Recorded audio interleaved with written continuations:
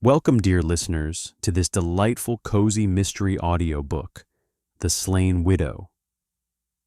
Miss Marple's Fatal Homicide. Inspired by the timeless tales of Agatha Christie, we'll journey to the charming village of St. Mary Mead in the 1950s, where secrets hide behind lace curtains and afternoon tea can turn deadly.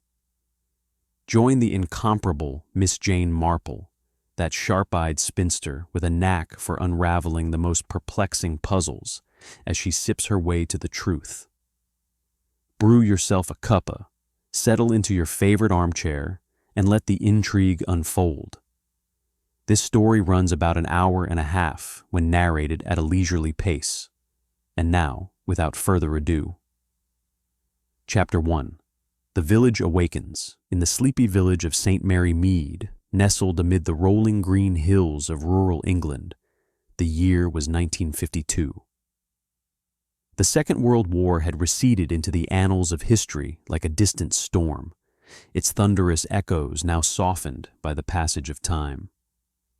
Yet, subtle remnants lingered in the everyday fabric of life. The well-worn ration books tucked away in kitchen drawers, the occasional blackout curtains still draped, forgotten in dusty attics, and the quiet resilience etched into the faces of those who had endured the Blitz and the shortages.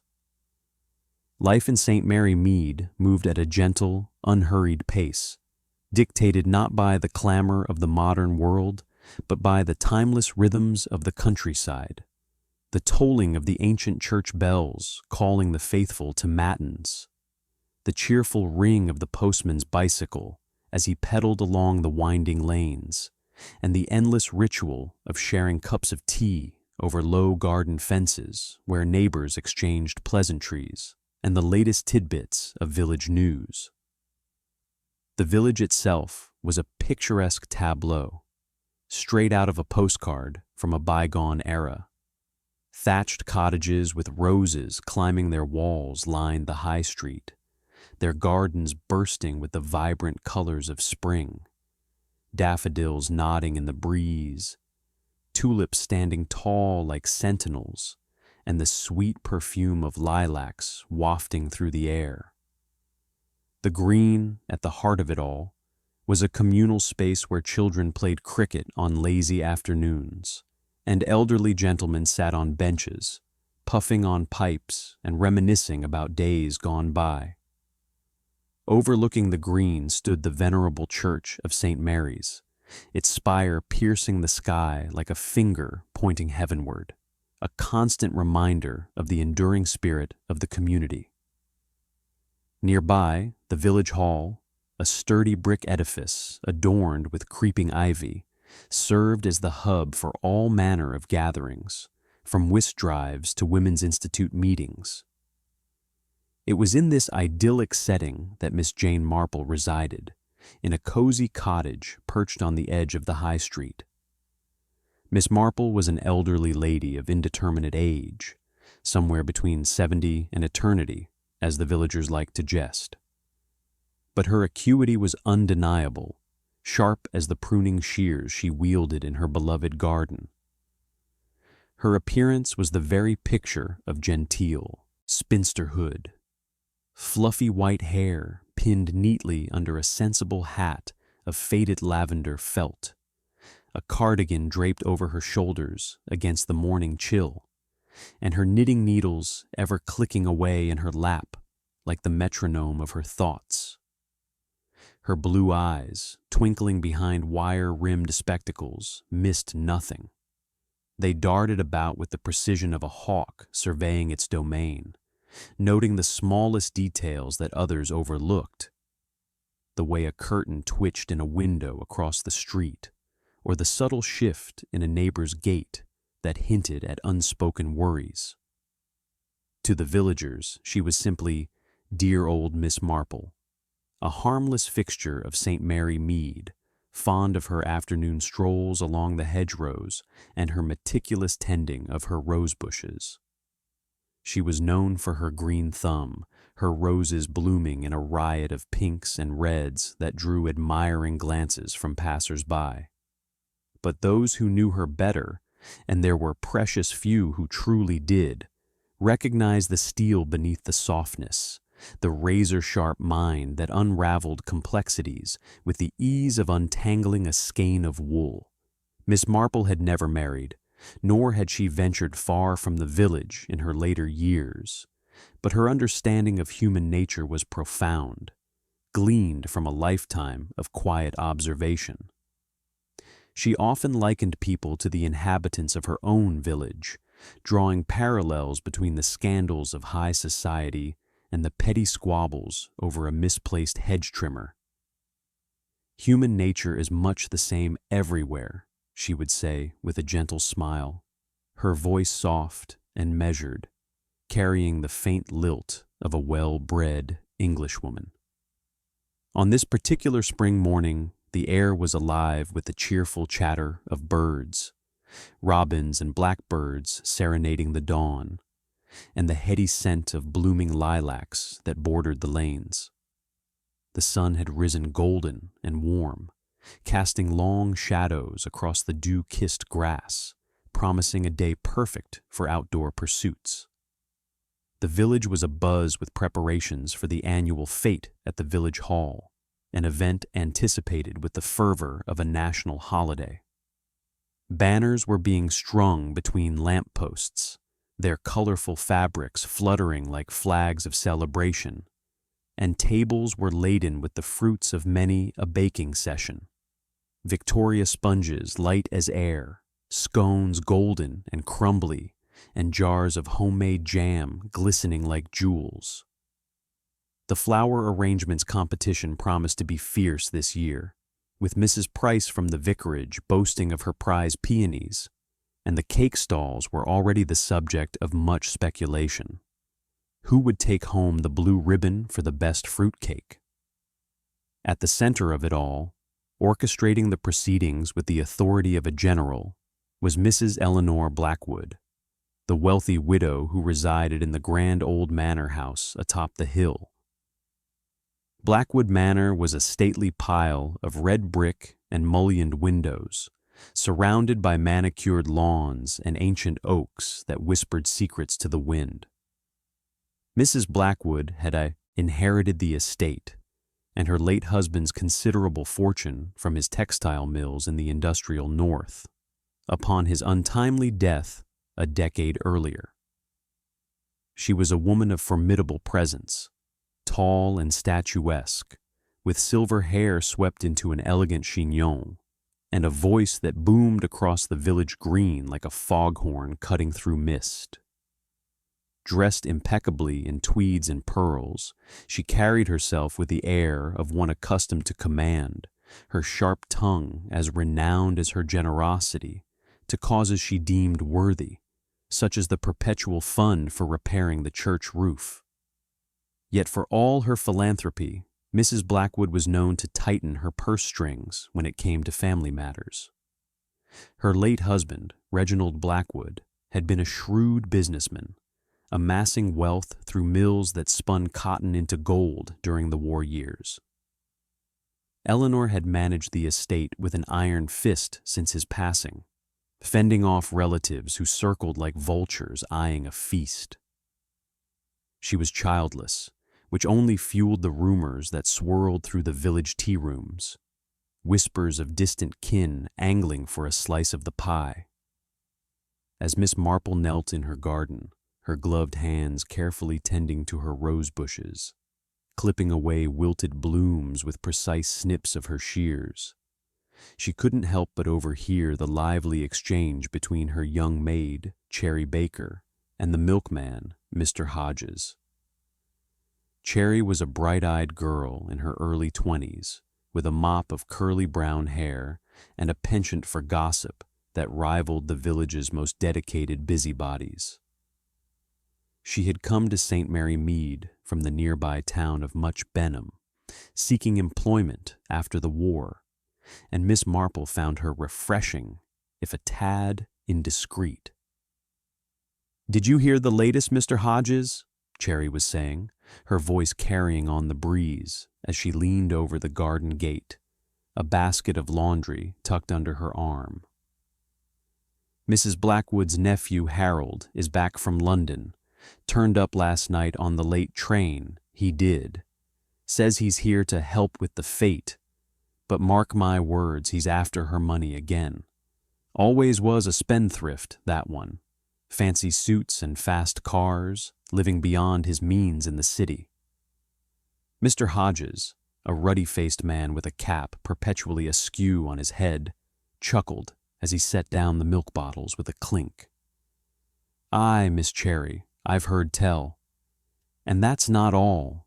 That sister-in-law of hers, Matilda Croft, was seen arguing with her just yesterday afternoon, right there on the high street. Something about some old family silver that's gone missing from the manor. Mrs. Croft was red as a beet, waving her arms about. 'It's rightfully mine!' she shouted. Proper scene it was. Miss Marple paused in her clipping, her ears perking up like a cat sensing a mouse. She straightened slightly, adjusting her hat against the sun, and allowed a faint smile to play across her lips. People were so predictable, she mused, much like the intricate patterns in one of her knitted scarves. Loops and twists that seemed chaotic at first, but revealed a design upon closer inspection. Harold Blackwood, the prodigal nephew, with his slick city manners and mounting debts. Matilda Croft, the embittered sister-in-law, nursing grievances over inheritances long disputed. And at the heart of it, Eleanor Blackwood, holding the strings to the family fortune with unyielding grip. Little did Miss Marple know, as she resumed her gardening with renewed vigor, that the seemingly innocuous threads of village life, the gossip over garden gates, the preparations for a merry fete, were about to tangle irreparably into a knot of intrigue and murder. The spring air, so full of promise, carried with it an undercurrent of something darker, something that even her keen eyes had yet to fully discern.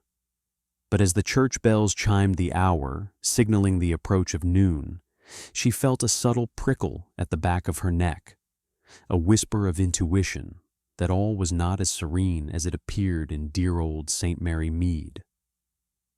The morning wore on, and Miss Marple decided to take her customary stroll down the high street, her basket hooked over her arm in case she needed to pop into the grocer's for a bit of wool or a fresh loaf.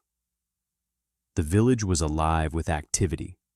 Women in floral aprons hurrying to and fro with baskets of baked goods for the fete, children skipping along the pavements with hoops and balls, and the occasional motor car chugging past, a rare sight in these parts where bicycles and horse-drawn carts still held sway.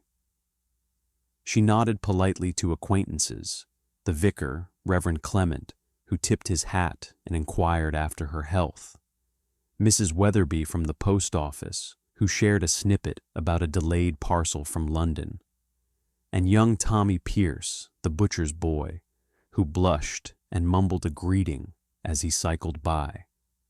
As she passed the village hall, Miss Marple paused to admire the decorations.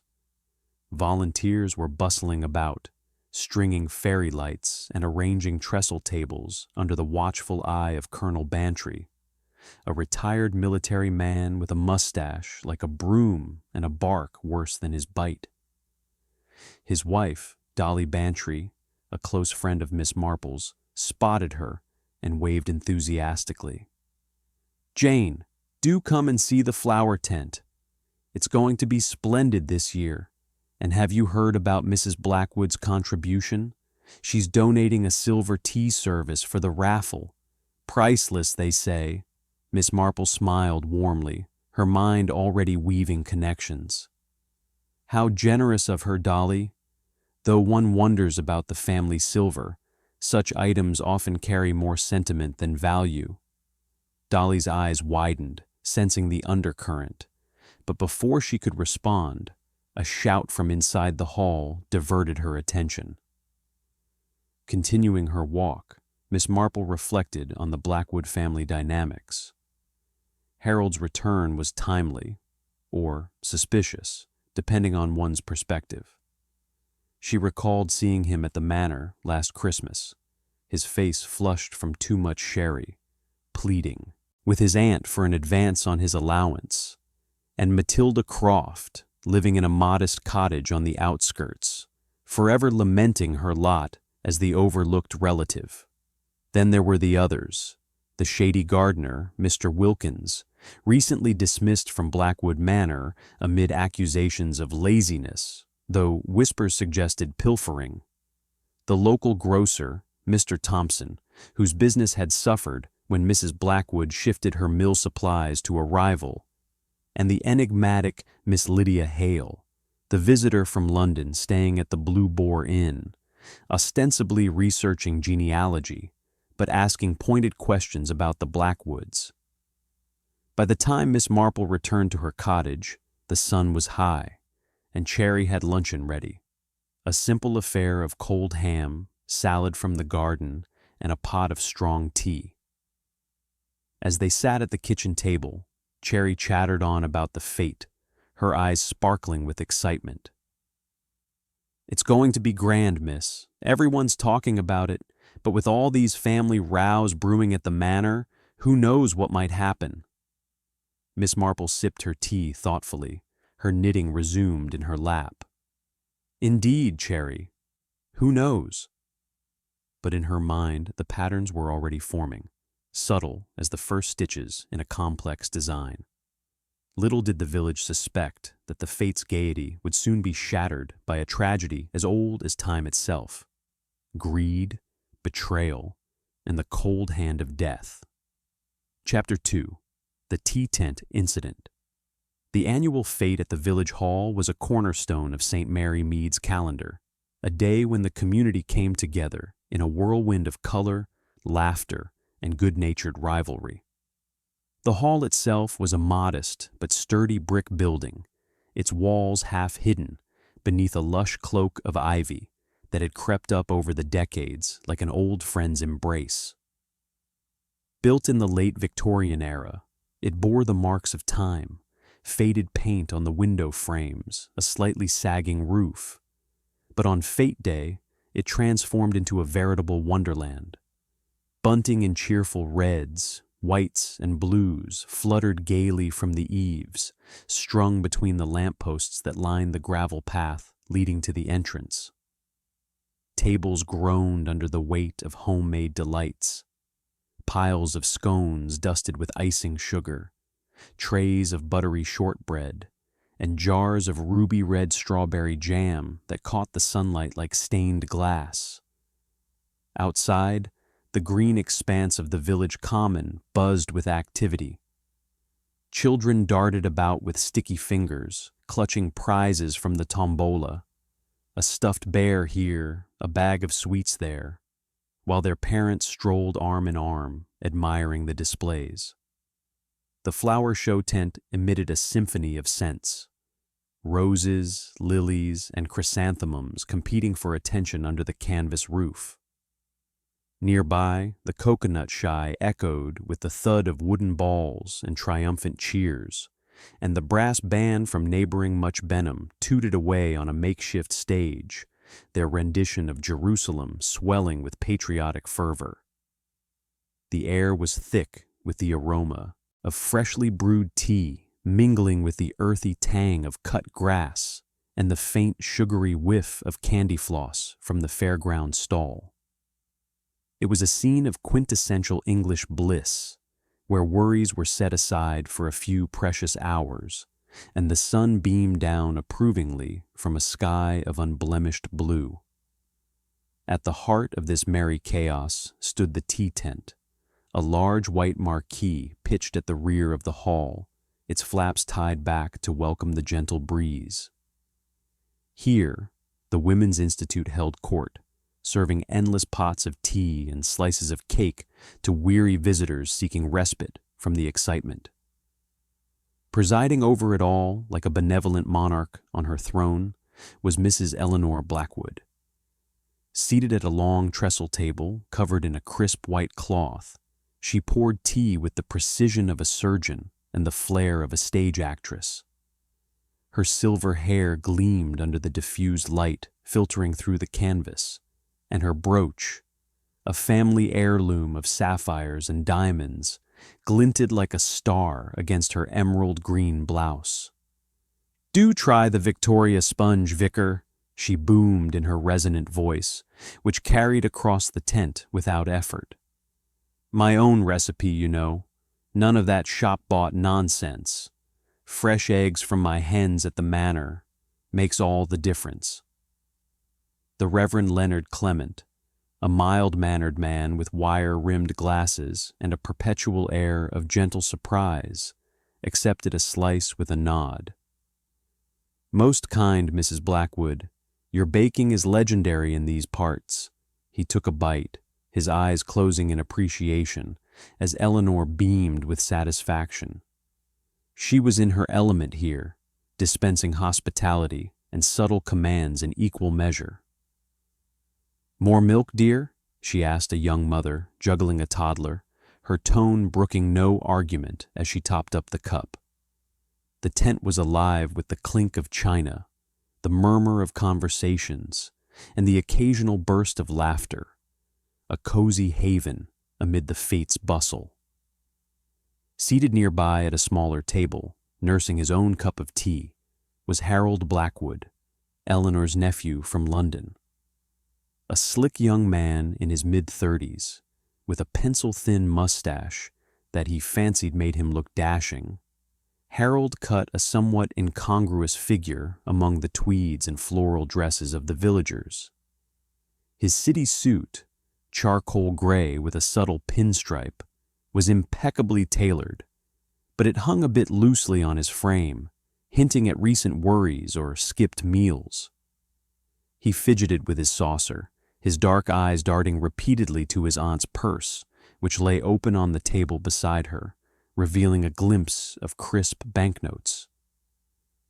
"Aunt Eleanor," he ventured during a lull, his voice smooth but edged with urgency, "about that loan we discussed. The feat's going splendidly, isn't it? Perhaps we could chat later?" Eleanor waved a hand dismissively, her rings flashing. "Not now, Harold. Enjoy the day. We'll talk business another time." Her tone was firm, but there was a flicker of exasperation in her eyes, as if this were a conversation, replayed too often. Harold subsided with a forced smile, stirring his tea absently, the spoon clinking rhythmically against the cup. Beside him sat Matilda Croft, Eleanor's sister-in-law, a woman whose face seemed perpetually etched with lines of discontent. Matilda was shorter and slighter than Eleanor, with mousy brown hair streaked with gray and pulled into a severe bun. Her dress was sensible but drab, a faded blue that did little to brighten her pinched expression. She sipped her tea in small bird-like motions, her eyes narrowed as she watched Eleanor hold court. "Always the center of attention," Matilda muttered under her breath, just loud enough for Harold to hear. He glanced at her sympathetically, but she continued, her voice laced with bitterness. "She forgets who helped Reginald build that fortune. My brother's mills, my ideas too, and now hoarding it all like a dragon on its gold." Harold nodded vaguely, his mind elsewhere, but Matilda pressed on. "That silver service she's raffling? Part of my inheritance, mark my words, she'll regret crossing me." Her words hung in the air like a faint shadow over the sunny tent, but no one else seemed to notice. Lurking at the edge of the tent, half in shadow, was Mr. Wilkins, the former gardener from Blackwood Manor. A burly man in his 50s, with weathered skin and a cap pulled low over his brow, he stood with arms crossed, his boots caked in mud from the flower beds he'd once tended. Dismissed weeks earlier for what Eleanor had called laziness, Though village gossip whispered of missing tools and petty thefts, Wilkins nursed his grudge like a slow-burning fire.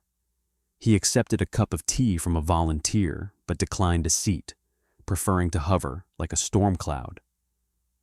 "Fine day for it," he grumbled to no one in particular, his eyes fixed on Eleanor with a mix of resentment and something sharper. Not far from him, Mr. Thompson, the local grocer, bustled about offering sugar lumps and milk jugs with exaggerated politeness.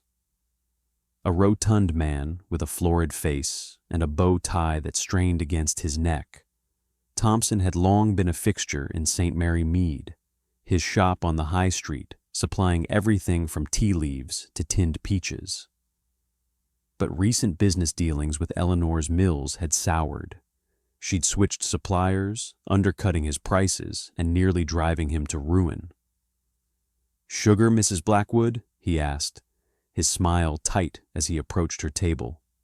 "Or perhaps you'd prefer it black, like your heart, your coffee preferences." He laughed awkwardly, but Eleanor's raised eyebrows suggested the slip hadn't gone unnoticed. Adding an air of mystery to the gathering was Miss Lydia Hale, an elegant visitor from London staying at the Blue Boar Inn. Slender and poised, with raven hair in a fashionable bob and a string of pearls around her neck, she claimed to be researching family history in the area. Yet, her questions about the Blackwoods had raised a few eyebrows. Too pointed, too insistent for mere genealogy. She wandered the tent with a notebook in hand, jotting notes between sips of tea. "Such a charming village," she said to a group of ladies, her accent polished, but with a hint of something foreign, perhaps continental. "And Mrs. Blackwood, such a pillar of the community. Tell me, has her family always lived at the manor?" Miss Jane Marple, seated in a comfortable wicker chair at the tent's periphery, observed it all with her customary quietude. A saucer balanced on her knee, she sipped her Earl Grey slowly, her knitting needles clicking softly in her lap as she worked on a pale blue shawl. To the casual observer, she was just another elderly villager enjoying the fete, but her blue eyes darted from face to face, cataloging every nuance. Harold's fidgeting, Matilda's scowl, Wilkins' brooding stance, Thompson's forced joviality, and Hale's subtle inquiries. "Such a lovely spread," she murmured to her neighbor, Dolly Bantry, who sat fanning herself with a program. "But one must watch the flies around the jam pots. They do get everywhere, don't they? Persistent little things," Dolly chuckled, her round face flushed from the warmth. "Indeed, Jane, and the people watching is prime today. Look at young Harold, nervous as a cat on hot bricks." Miss Marple nodded faintly, her mind weaving connections like threads in her knitting. The atmosphere in the tent was convivial, yet beneath the surface simmered tensions as old as the village itself. Grudges over money, slights over inheritances, rivalries in business. The band outside struck up a jaunty tune, and for a moment all seemed well. Then, without warning, a sharp gasp pierced the air. All eyes turned to Mrs. Blackwood. She had risen to pour another pot of tea, but now she clutched at her throat, her face draining of color to a ghostly pallor. Her teacup slipped from her fingers, clattering to the ground and spilling its amber contents across the grass. "Poison! It's in the tea," she rasped, her voice a strangled whisper that cut through the chatter like a knife. Her knees buckled, and she collapsed in a heap amid the overturned chairs and scattered saucers. Chaos erupted. Screams echoed from the ladies nearby, and the vicar dropped his plate in shock. "Doctor! Fetch Dr. Haydock at once!" someone shouted, as a crowd gathered around the fallen widow. Harold leaped to his feet, his face ashen. "Aunt Eleanor, no!" Matilda froze, her hand midway to her mouth. Wilkins stepped back into the shadows, his expression unreadable. Thompson babbled incoherently. "What? How?" And Miss Hale slipped her notebook into her pocket, her eyes wide but calculating. Miss Marple set down her cup calmly, though her heart quickened. She rose, her knitting tucked away, and approached the scene with measured steps. The air now carried a faint, bitter scent, like almonds, she noted, wafting from the spilled tea. Dr. Haydock, summoned from the first aid tent, knelt beside Eleanor, his face grim. "She's gone," he announced after a moment, his voice heavy. "Pulse stopped. Looks like, well, we'll need the police."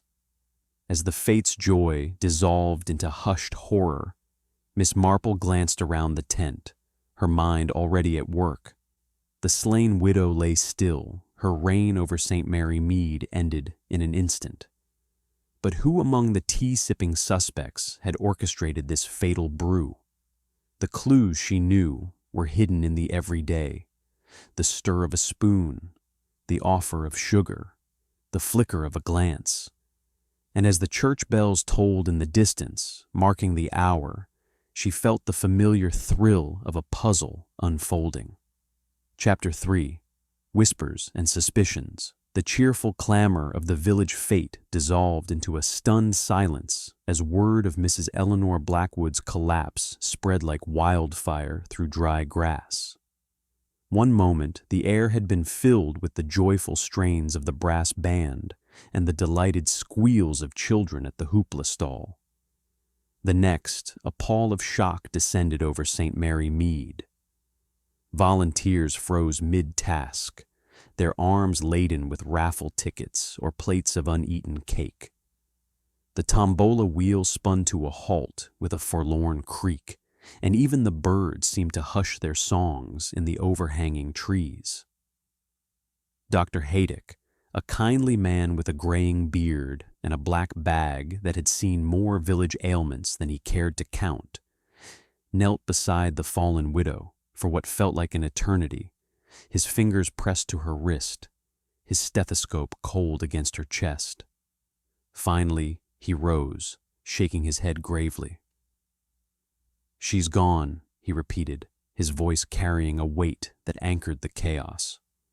"No doubt about it, and that smell, bitter almonds, I'd wager it's cyanide poisoning.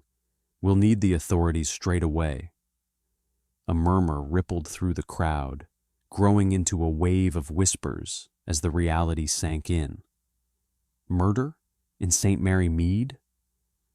The very idea seemed preposterous, a plot lifted from one of those lurid detective novels sold at the railway kiosk in Much Benham. Yet there lay Eleanor Blackwood, her once commanding form reduced to a crumpled heap amid the spilled tea and scattered sugar tongs. Her face, so animated moments before, was now frozen in a rictus of surprise, her lips tinged faintly blue. The tea tent, that bastion of comfort and civility, had become a scene of horror, its white canvas walls now seeming claustrophobic, trapping the acrid scent that hung in the air like an accusation. Word traveled swiftly, as it always did in a village where news moved faster than the postman's bicycle. Colonel Bantry, ever the man of action from his army days, took charge, barking orders to clear the area and keep the curious at bay. "Back, everyone! Give the doctor space!" His mustache bristled with authority, but even he couldn't mask the tremor in his voice. Dolly Bantry, his wife, fluttered nearby, her hand pressed to her ample bosom, her eyes wide with disbelief. "Oh, Arthur, it's dreadful. Poor Eleanor. Who could have done such a thing?" The colonel patted her arm awkwardly, his military bearing no match for the emotional torrent. Miss Jane Marple, who had remained seated during the initial commotion, now stood with quiet composure, her knitting neatly folded in her basket. She adjusted her spectacles and surveyed the scene, her blue eyes absorbing every detail.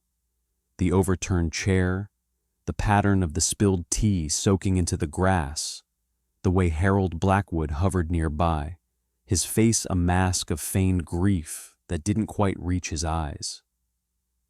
Matilda Croft had sunk into a chair, her hands clasped tightly in her lap, her dry eyes darting about as if seeking an escape. Mr. Wilkins had melted further into the shadows at the tent's edge, his cap pulled even lower, while Mr. Thompson wrung his hands, muttering about the shock to his system. And Miss Lydia Hale? She had retreated a step. Her notebook vanished into her handbag, her expression one of calculated calm amid the pandemonium. It wasn't long before the police arrived, their siren cutting through the afternoon like a discordant note in the band's abandoned melody. Inspector Slack, a brusque man from the county force, strode into the tent with the air of one who had little patience for rural eccentricities. He was a stocky figure in his 40s, with a mustache trimmed like a privet hedge, and eyes that narrowed suspiciously at everything in sight. Flanked by a young constable who looked barely out of short trousers, Slack surveyed the body with a professional detachment. "Right then," he declared in his clipped tones. "Murder, plain as the nose on your face. Cyanide in the tea from that almond whiff. Quick-acting stuff. Deadly efficient. Constable, cordon off the area. No one leaves without my say-so." The villagers, gathered in hushed clusters just beyond the tape, erupted into speculation. "Cyanide? Where on earth would someone get that?" whispered Mrs. Price from the vicarage, her prize peonies forgotten in her basket. "Garden sheds, perhaps? Or the chemist's?" Her companion, the postmistress Mrs. Weatherby, nodded sagely. "I heard Mr. Wilkins uses all sorts for pests up at the manor, and he was sacked, you know. Bad blood there."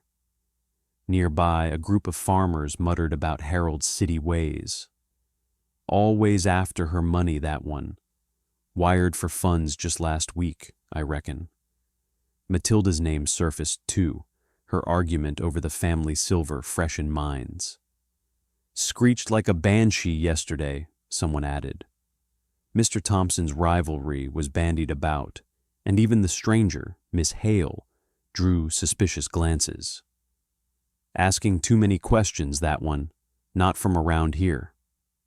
Miss Marple, positioned unobtrusively in the corner of the tent, her back to a support pole, listened intently as she pretended to fuss with her shawl. Her knitting needles had resumed their rhythmic click-clack, a soothing counterpoint to the rising tension. She caught snippets from all directions, piecing them together like fragments of a jigsaw puzzle. It was remarkable, she thought, how tragedy loosened tongues, revealing the undercurrents that simmered beneath the village's placid surface. People were so much like the characters in her nephew Raymond's novels, full of hidden depths, their motives as tangled as overgrown brambles. Inspector Slack wasted no time, barking questions at the assembled suspects. "You, sir. Name?" He jabbed a finger at Harold, who straightened his tie nervously. "Harold Blackwood, her nephew. I can't believe it. Aunt Eleanor." His voice cracked, but Miss Marple noted the way his eyes flicked to the purse still lying open on the table. "And where were you when she collapsed?" Slack demanded. "Right here, at the table. We were all having tea." The inspector grunted, making notes in a battered notebook. Matilda was next, her voice shrill as she protested. "I was sitting beside him. We argued sometimes, yes, but murder? Absurd." Yet Miss Marple observed her handkerchief remained pristinely folded, not a tear in sight. Grief, or the absence of it, spoke volumes. Mr. Wilkins grumbled under Slack's glare. "I was just passing through, Inspector. No love lost 'tween me and the old bat. She sacked me unfair-like, but I ain't no poisoner." His boots left muddy prints on the canvas floor, and Miss Marple recalled the foxglove in the manor gardens, digitalis with its toxic leaves, though cyanide was a different beast altogether. Perhaps a misdirection, she mused, planted to confuse. Mr. Thompson blustered his innocence loudly. "Differences? Aye, she ruined my trade with her mill deals, but poison a customer? Preposterous. I was serving scones. Ask anyone." Miss Hale, when questioned, was evasive, her London accent crisp. "Merely a visitor, Inspector, researching local history. Shocking business, this." But as she spoke, Miss Marple saw her slip that notebook deeper into her pocket, her fingers trembling just slightly. As the afternoon waned, the fate disbanded in disarray, stalls packed away under a sky turning bruised with evening clouds. The body was removed discreetly, draped in a sheet, and the tea tent sealed like a tomb. Villagers trickled homeward, their conversations a low buzz of fear and fascination. "First murder since that business with the rector's wife in '39, someone said, and in broad daylight at the fete." That evening, as the sun dipped below the rolling hills, casting long shadows across the hedgerows, Miss Marple took her customary stroll along the lane toward Gossington Hall, home of the Bantrys. Dolly had invited her for a restorative cup of tea. "To steady the nerves, Jane dear," and the two old friends walked arm in arm, the gravel crunching softly underfoot. The air was cooler now, laced with the scent of evening primrose and distant wood smoke from cottage chimneys. "It's like that dreadful case in Chipping Cleghorn, don't you think?" Miss Marple said softly, her voice carrying the gentle cadence of reflection. "A lethe of advertisements leading to murder. People always reveal themselves in the smallest ways. Did you notice how Harold stirred his tea counterclockwise? A nervous habit, perhaps, or something more sinister?" Dolly shivered, pulling her cardigan tighter. "Jane, you see things no one else does. It's uncanny. And Matilda, crying crocodile tears if you ask me, and that Wilkins fellow slinking off like a fox in the hen house." They paused at a stile, overlooking the meadow where sheep grazed peacefully, oblivious to the day's drama. Miss Marple leaned on the wooden rail, her eyes distant. "Human nature, Dolly, it's the same in every village. Greed, resentment, secrets bubbling up like a poorly corked bottle. But the clues are there, hidden in the everyday, the way a glove is twisted, a glance averted." As they continued, the church bells tolled evensong, a solemn reminder of mortality. Back at Gossington Hall, over scones and Darjeeling in the drawing room with its chintz curtains and crackling fire, Dolly pressed for more. "Do you think Slack will solve it? He's all bluster." Miss Marple smiled faintly. Her knitting resumed. "The inspector is thorough, but he misses the nuances. Like my great-niece's embroidery, beautiful on the surface, but the knots underneath tell the real story." The evening deepened, lamps glowing warmly in cottage windows as St. Mary Mead settled into uneasy quiet. But Miss Marple's mind whirred like her needles, unraveling threads, Harold's mutterings about the will, Matilda's dry sobs, Wilkins' retreat, each a piece in the mosaic, and that faint almond scent, so out of place in a tea tent. Who had access to such a poison? The grocer's shelves, perhaps, or a gardener's arsenal, or something more insidious, brought from afar by a stranger with a notebook full of questions. Sleep came fitfully to the village that night, doors bolted a little tighter, curtains drawn against the dark. Rumors festered in the shadows, whispers of old feuds, hidden debts, and betrayals long buried. Miss Marple, in her cozy bedroom with its floral wallpaper and ticking clock, lay awake, her thoughts circling the suspects like a cat around a mouse hole. The slain widow's death was no accident, but a calculated strike amid the innocence of scones and sunshine. And as the moon rose over the manor hill, she knew the whispers were only the beginning. The suspicions would grow, entangling all until the truth emerged, as it always did, in the quiet observations of an elderly spinster. Chapter 4. Gathering Clues. The morning after the tragedy at the village fate dawned crisp and clear, as if nature itself sought to wash away the stain of murder from St. Mary Mead. A light mist hung over the meadows, veiling the distant hills in a soft, ethereal shroud, while the sun climbed steadily, burning it off to reveal the vibrant greens of spring. Birds resumed their chorus with undiminished enthusiasm, flitting from branch to branch in the ancient oaks that lined the lanes, oblivious to the human drama unfolding below. The village, however, stirred with a subdued energy, its inhabitants moving through their routines with hushed voices and sidelong glances. Doors that usually swung open with cheerful greetings now closed softly, and the high street, typically alive with the clatter of milk bottles and the ring of bicycle bells, felt eerily quiet. The news of Mrs. Eleanor Blackwood's poisoning had spread like ink in water, seeping into every conversation, every cup of tea shared over kitchen tables. At the vicarage, a cozy stone building nestled beside the church with its lichen-covered walls and mullioned windows, preparations were underway for what promised to be a pivotal day in the investigation. The vicarage was a haven of domestic warmth, its garden bursting with early blooms, crocuses and hyacinths nodding in the borders, and inside, the air carried the comforting scents of polished oak and fresh-baked scones. Despite the spring mildness, a roaring fire crackled in the grate of the drawing room, its flames dancing merrily as if to defy the chill of death that had settled over the village.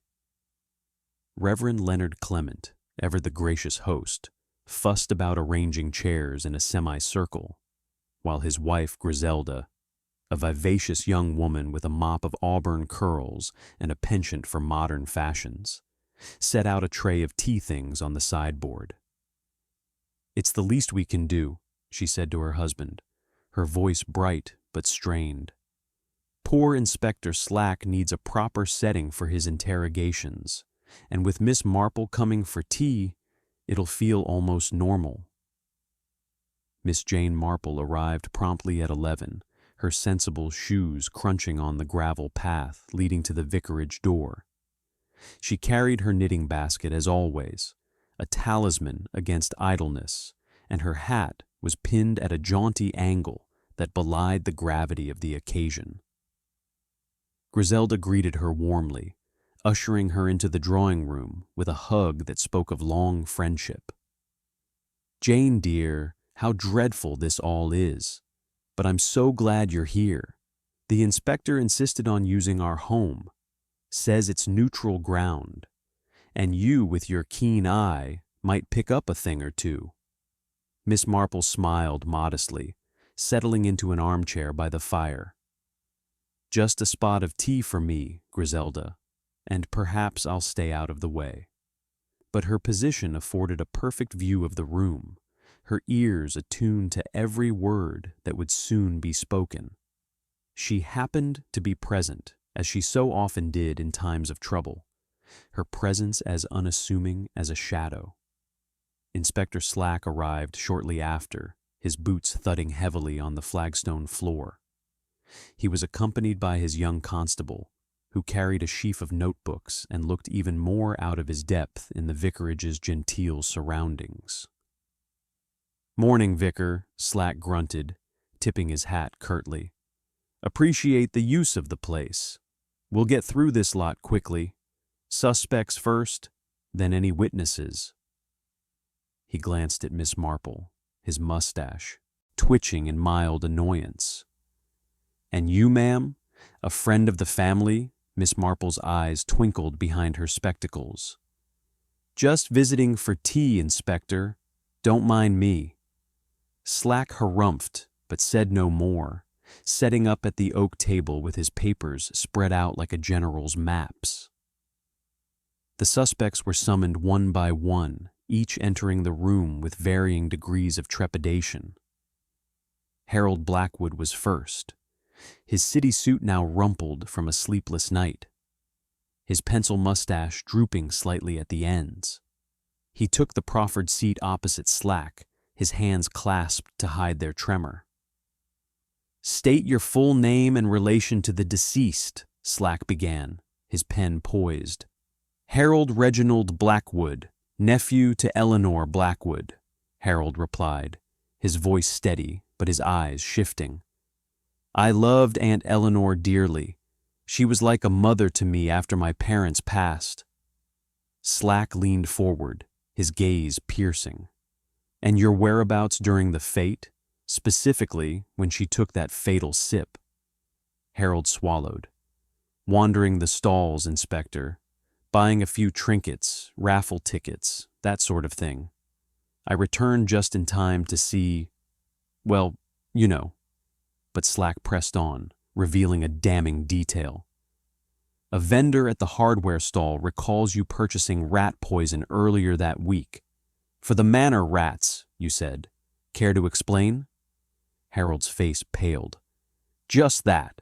The old place is infested. Aunt Eleanor asked me to handle it during my visit.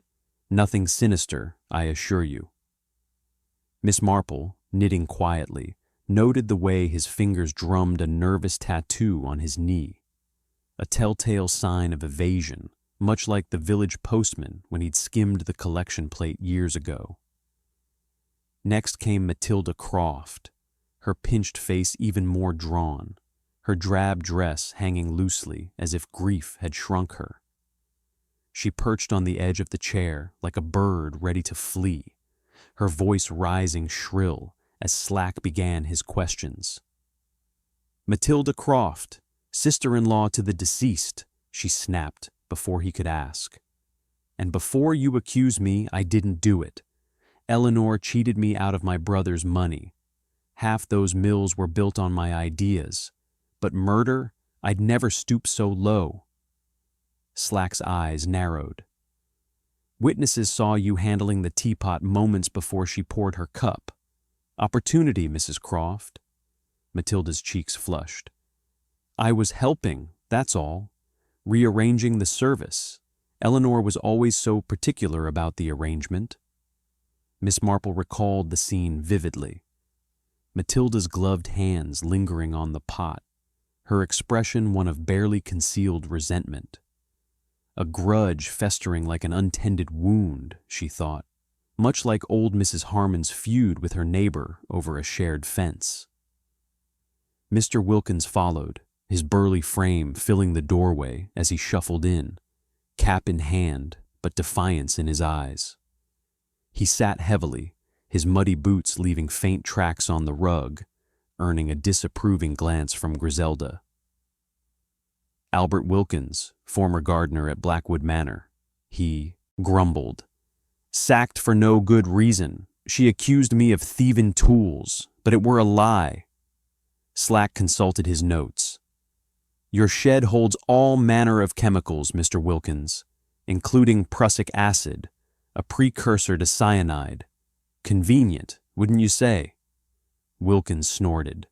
"For the roses, Inspector. Kills aphids dead. I ain't no killer. Why poison the old dragon when a good shout would have done?"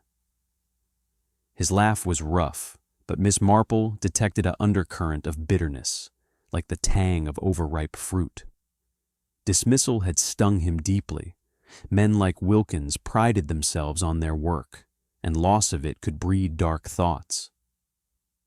Mr. Thompson, the grocer, entered next, his rotund figure perspiring despite the mild day, his bow tie askew. He mopped his brow with a handkerchief as he sat, his voice booming with false heartiness. Reginald Thompson, owner of Thompson's Emporium on the High Street. Shocking business, this. Eleanor was a regular customer, despite our differences. Slack pounced. Differences? She undercut your prices with her mill suppliers, nearly ruined you. Motive enough for some. Thompson blustered, his face reddening. A grudge, yes, but murder? Preposterous. I was serving scones at the far end of the tent. Ask the witnesses. Indeed, several villagers had corroborated his alibi, but Miss Marple wondered at the convenience. Alibis, like alfresco picnics, could be arranged with care. Last was Miss Lydia Hale, the enigmatic visitor from London, her elegant bob and pearls a stark contrast to the village rustics. She glided into the room with poise, seating herself gracefully. Lydia Hale, staying at the Blue Boar, she said, her accent polished, but with a faint lilt that hinted at foreign shores, perhaps Parisian salons or Viennese cafes. I'm just a tourist, Inspector, researching family history in the area. Slack eyed her suspiciously. And your connection to Mrs. Blackwood? Lydia hesitated. None, really. I asked about local families, purely for my notes, but her evasiveness rang like a false note in a hymn. Miss Marple observed her manicured hands folding neatly in her lap. Hiding what? A secret link, perhaps, buried in wartime shadows. As the interrogations concluded, the suspects filed out one by one, the room emptying like a theater after the final act. Inspector Slack gathered his papers, muttering to the constable about leads and lab tests. Miss Marple, in a calculated moment of clumsiness, dropped her knitting ball, the wool unraveling across the floor. Oh dear, she murmured, bending to retrieve it. As she did, her sharp eyes spotted a crumpled note wedged under the table leg, overlooked in the bustle. She palmed it discreetly, unfolding it later in the privacy of the vicarage garden. Meet me at dusk, L. Lydia? Or a clever misdirection, like the false trails in a fox hunt? The afternoon sun slanted through the windows as Miss Marple took her leave, her mind abuzz with the morning's revelations. The clues were gathering like storm clouds: Harold's poison purchase, Matilda's touch on the teapot, Wilkins' chemicals, Thompson's grudge, Hale's secrecy. Red herrings swam among them, but the truth, she knew, lay in the patterns, the small everyday tells that betrayed the human heart. As she strolled home along the blooming lanes, the village seemed deceptively peaceful once more. But beneath the surface, the net was tightening, and Miss Marple's needles clicked onward, stitching the fabric of justice. Chapter 5. Shadows in the Garden. The day following the interrogations at the vicarage unfolded with a deceptive serenity in St. Mary Mead, as if the village were holding its breath, waiting for the next gust of wind to stir the leaves of scandal. The spring sun hung high in a sky of cornflower blue, casting a warm glow over the rooftops and gardens where bees droned lazily among the blossoms. Yet beneath this idyllic facade, the shadow of murder loomed, lengthening with each passing hour. The high street bustled with subdued activity, women in headscarves hurrying to the grocer's, men tipping their caps in terse greetings. But conversations were laced with speculation, voices dropping to whispers whenever a stranger passed. The church bells tolled noon with a somber resonance, a reminder that life, even in tragedy, marched onward. Miss Jane Marple, ever the creature of habit, decided that an afternoon constitutional was precisely what was needed to clear her mind and perhaps uncover a thread or two in the tangled web of Mrs. Blackwood's death. She donned her sturdy walking shoes, a light shawl against the occasional breeze, and her basket, ostensibly for gathering wildflowers, though it concealed her knitting and a small notebook for jotting observations. Stepping out from her cottage, she nodded to Cherry Baker, who was pegging laundry on the line with vigorous snaps. "A fine day for a walk, Cherry," Miss Marple said mildly. "I thought I'd stroll up to Blackwood Manor. The gardens there are always inspiring this time of year." Cherry wiped her hands on her apron, her curly hair escaping from its pins in the wind. "Mind how you go, miss. That place gives me the shivers now, what with the poisoning and all. And Mr. Wilkins lurking about. Heard he was let go from custody this morning, lack of evidence or some such." Miss Marple smiled faintly. "Gossip travels fast, doesn't it? But one mustn't jump to conclusions. Gardens have a way of revealing secrets, you know." With that, she set off along the winding lane that led uphill to the manor, her steps measured but purposeful, her eyes scanning the hedgerows for anything amiss. Blackwood Manor stood atop a gentle rise, its red brick facade softened by climbing wisteria that draped like lavender veils over the windows. The gardens, once the pride of the estate under Mr. Wilkins's care, now showed signs of neglect. Overgrown paths choked with weeds, rose bushes tangled and thorn-heavy, and borders where perennials fought for space amid encroaching dandelions. The air was thick with the loamy scent of earth turned by recent rains, mingled with the sweeter notes of blooming hawthorn and the faint, musty undertone of decay. Miss Marple paused at the wrought-iron gate, which creaked open with a protesting groan, and made her way along the gravel path toward the rear gardens. Here, the beds were a riot of untamed beauty. Foxgloves standing tall with their bell-shaped blooms in shades of purple and white, lavender bushes humming with bees, and a herb garden where mint and rosemary ran wild. She paused by the foxglove patch, her gloved fingers gently brushing the speckled throats of the flowers. Digitalis purpurea, she recalled from her reading. Beautiful, but deadly in the wrong hands. The leaves contained toxins that could stop a heart, mimicking a natural death if administered cleverly. But cyanide? That was a different poison altogether, swift and unmistakable with its almond scent. "A red herring, perhaps," Miss Marple murmured to herself, straightening up. "Planted to mislead, like those misleading clues in detective stories. But who would benefit from such misdirection?" Her mind flitted to Mr. Wilkins, with his gardener's knowledge of plants, or perhaps someone else eager to point fingers his way.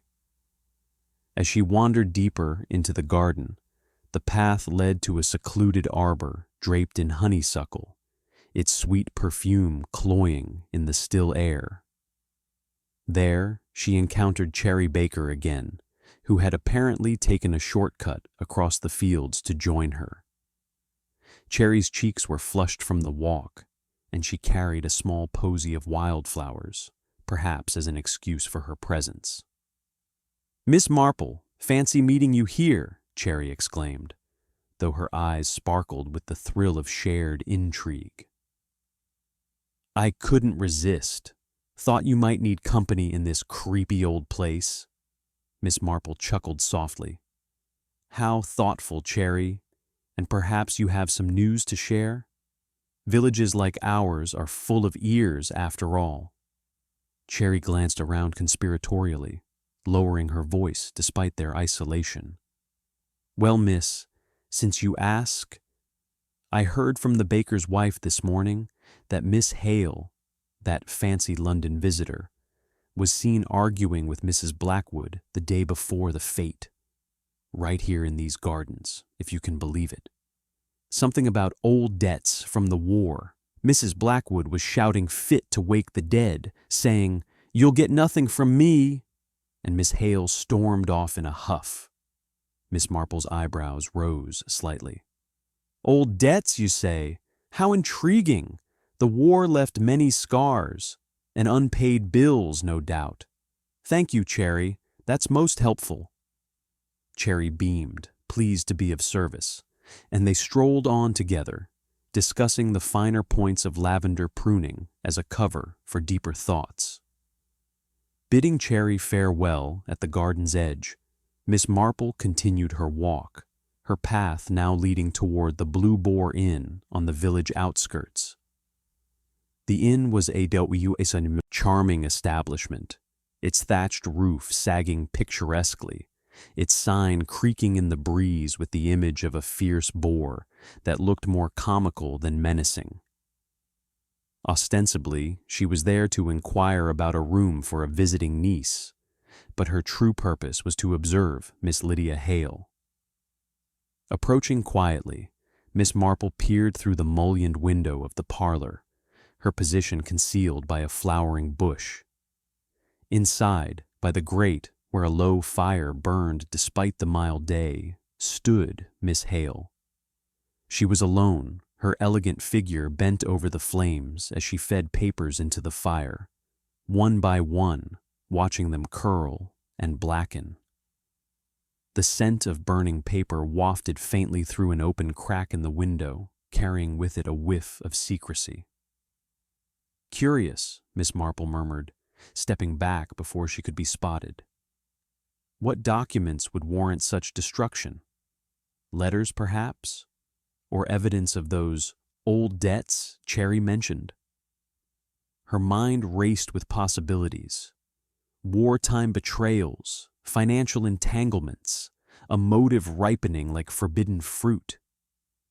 She entered the inn briefly, chatting with the landlady about scones and the weather, gleaning that Miss Hale had received a telegram that morning, urgent by the look on her face.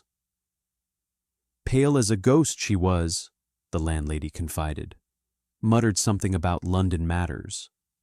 From the inn, Miss Marple made her way to the post office, a small brick building crammed with stamps, parcels, and the ever-present hum of village gossip. Mrs. Weatherby, the postmistress, was behind the counter, her spectacles perched on the end of her nose as she sorted mail. "Afternoon, Miss Marple," she greeted, her eyes lighting with the prospect of conversation. "Dreadful about Mrs. Blackwood, isn't it? The whole village is in a tizzy." Miss Marple agreed mildly, then steered the talk to recent wires. "I suppose young Harold Blackwood has been in touch with London. Family matters, no doubt." Mrs. Weatherby leaned forward, her voice dropping to a conspiratorial whisper. "Oh, yes, wired urgently this morning. Something about funds needed post-haste. Debt collectors, if the tone was anything to go by. Poor lad's in over his head, mark my words. And with his aunt gone, well, the will's the thing now, isn't it?" Miss Marple nodded thoughtfully, purchasing a stamp as cover. Debt collectors, another thread in the tapestry. Harold's city lifestyle, with its fast cars and faster spending, had likely outpaced his means. Inheritance would solve that neatly. But poison, it seemed crude for a man of his polish, yet desperation bred rash acts, as she'd seen in that case with the banker's son years ago. As evening approached, the sun dipping low and painting the sky in hues of rose and gold, Miss Marple returned home for a light supper, poached eggs on toast, with a pot of strong tea. But rest was not in the cards.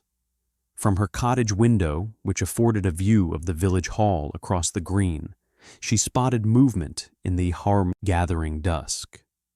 A shadowy figure, cloaked in the dim light, slunk near the sealed tea tent, pausing to glance about before vanishing into the underbrush.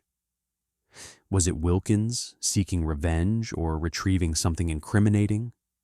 Or Thompson, planting evidence to shift blame? Miss Marple set down her teacup, her knitting needles clicking thoughtfully in her lap. "It's like my nephew Raymond's stories," she said aloud to the empty room, the fire's glow flickering on the walls. "The truth hides in plain sight, amid the shadows and the everyday." That night, as St. Mary Mead settled into uneasy slumber, Miss Marple sat by her window, her eyes sharp despite the hour.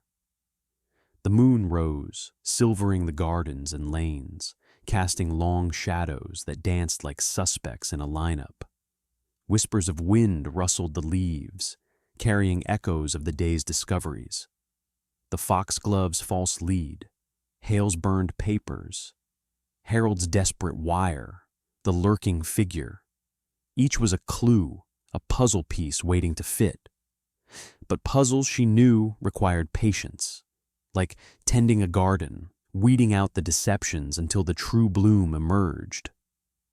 Sleep eventually claimed her, but her dreams were filled with gardens, overgrown with secrets, where poison lurked in every petal. Morning would bring fresh light, and with it, perhaps, the next twist in this cozy coil of mystery.